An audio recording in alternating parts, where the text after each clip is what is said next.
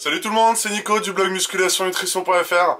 Aujourd'hui, je me suis dit que j'allais vous faire une vidéo parce que j'ai eu la question par le biais de mon blog sur un de mes programmes en fait. La personne m'a demandé quel exercice, par quoi commencer en fait sa séance d'entraînement pour pouvoir vraiment progresser et avoir du coup le meilleur résultat possible. Donc forcément, cette vidéo que je vais faire, c'est pour les hommes, pour les femmes, pour les personnes qui désirent perdre du poids, sécher, etc. Et les personnes qui désirent aussi gagner un maximum de muscles parce que c'est plus ou moins, c'est vraiment les mêmes méthodes. Et je vais du coup détailler différentes méthodes que vous retrouverez du coup dans mes programmes d'entraînement que je vous parlais un petit peu après.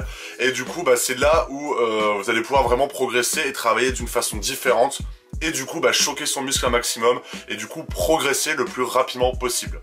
Juste avant ça, si vous n'êtes toujours pas inscrit, vous avez un lien juste ici, juste là et le premier lien dans la description pour pouvoir commencer votre transformation. Donc je vais vous envoyer des vidéos, des articles, des formations, des programmes d'entraînement. En fait vous allez arriver sur mon site, je vais vous demander votre âge, votre sexe et votre objectif.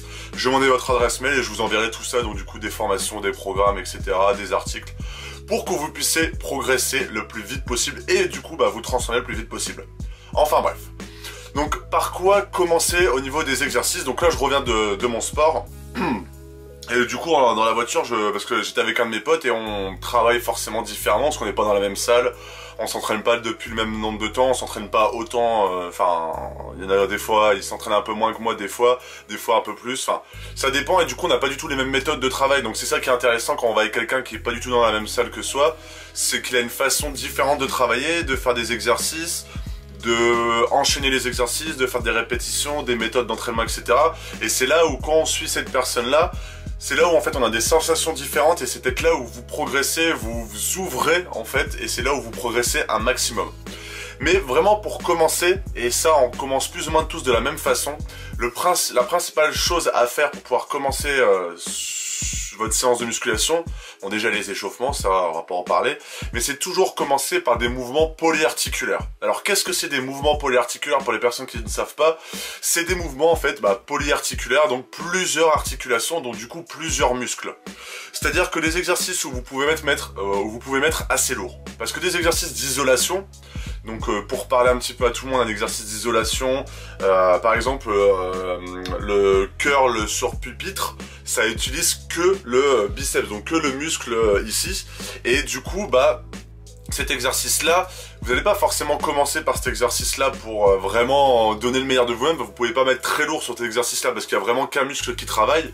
Donc du coup, vous pouvez jamais mettre vraiment très lourd. Qu'un exercice comme par exemple, pour rester sur les biceps, les tractions supination, donc avec les mains comme ça et vous faites comme ça, vous travaillez beaucoup les biceps et c'est là où vous pouvez déjà mettre les poids de corps, déjà c'est déjà pas mal, mais en plus de ça rajouter des poids sur vous pour que ce soit encore plus lourd et du coup que votre biceps prenne beaucoup plus cher on va dire, mais qu'aussi votre dos il travaille, que vos abdos se gainent et du coup c'est un mouvement polyarticulaire parce que c'est là où vous allez utiliser plusieurs articulations mais qui est ciblé beaucoup plus sur le biceps.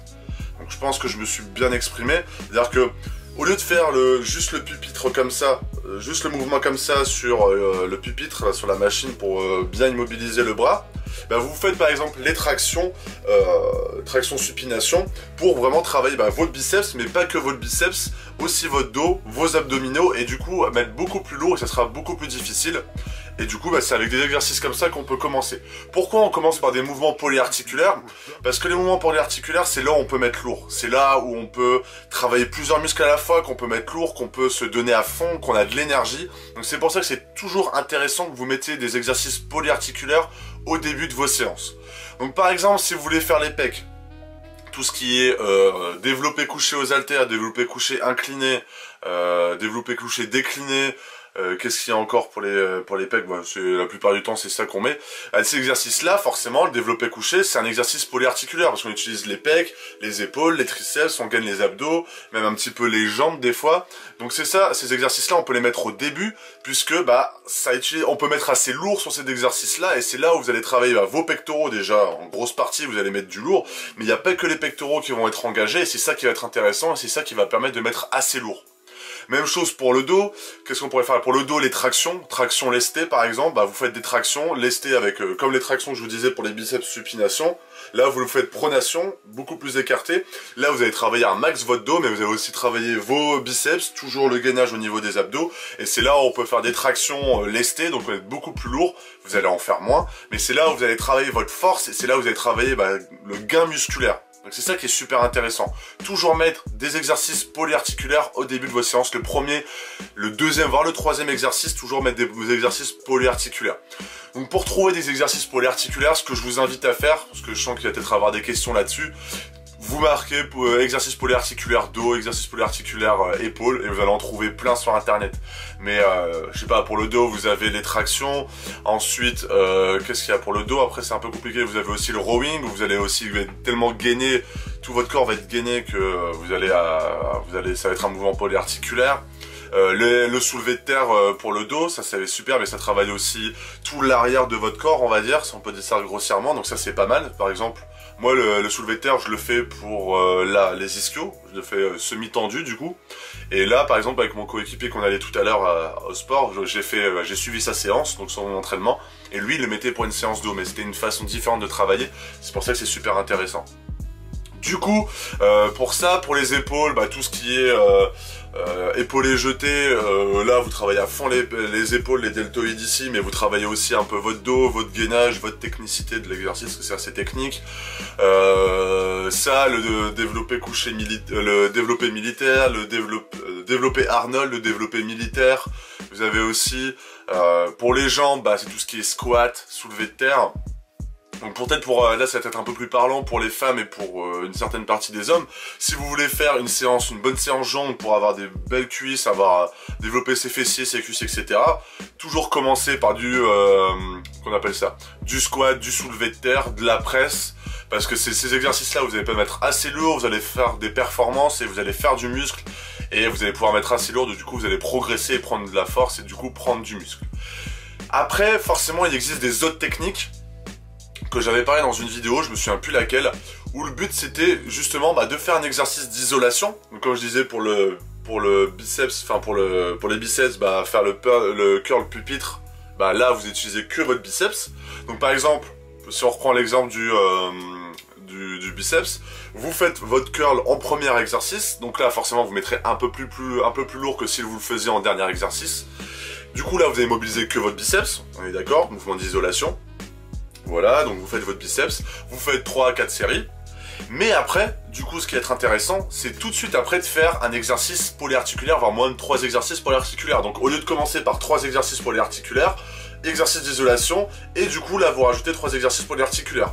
Le but de rajouter le premier exercice d'isolation, en fait, vous allez, si vous faites une séance façon de biceps, séance bras, vous faites votre curl pupitre, donc vous faites que votre biceps, et ensuite vous faites quoi? Vous faites vos tractions supination.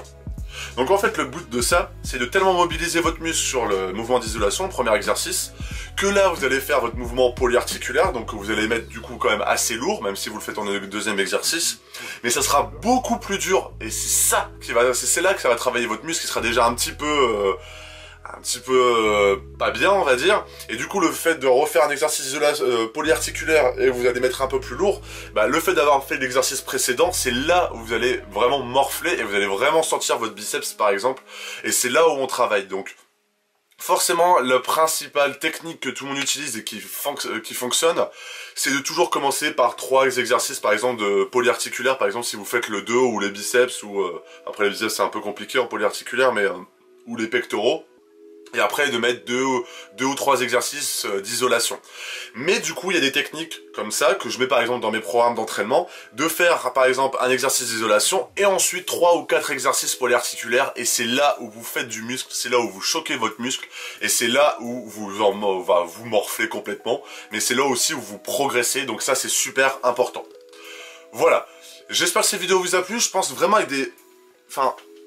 si vous suivez vraiment des vidéos si vous suivez vraiment les conseils que je viens de dire dans la vidéo, mais là déjà vous faites déjà une séance, exercice d'isolation, premier exercice, 3 exercices polyarticulaires, je veux faire une séance dos, je cherche sur internet les exercices qu'il y a en polyarticulaire, boum, vous avez déjà votre séance.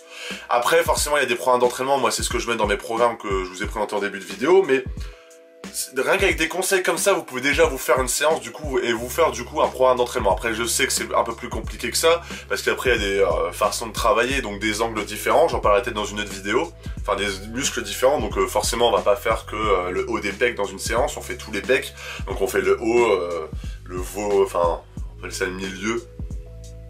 On peut dire ça comme ça, le décliné, donc le bas des pectoraux, et après on fait des exercices où ça travaille le volume, ça travaille au milieu, après on fait des exercices à la poulie vis-à-vis pour bien, assez léger, mais du coup d'isolation pour finir bien son muscle. Enfin, il y a plein de méthodes comme ça, et rien qu'en suivant ce que je viens de dire dans cette vidéo, vous pouvez déjà vous faire un programme d'entraînement comme ça si vous prenez 20 minutes de votre temps à regarder un petit peu sur internet, à écrire les exercices, du coup à faire votre planning, et du coup bah, vous pouvez vraiment progresser. Voilà, j'espère que cette vidéo vous a plu.